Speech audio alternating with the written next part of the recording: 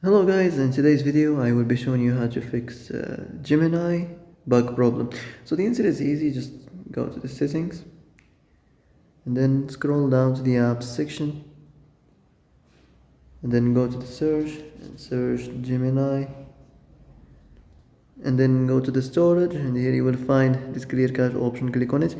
Now you can go check it if it worked, and if it didn't you can try to restart your phone or turn the Wi-Fi off and on, or the Bluetooth or the airplane mode. Also you can try to clear data, but be careful. If you clear data, all this application's data will be deleted. This includes all files, the settings, the accounts, the databases, etc. So be careful if you want to clear your data. And that's it for today's video. I hope this is the answer you've been looking for. If you like this video, don't forget to like and subscribe, and see you in the next video. Thanks for watching.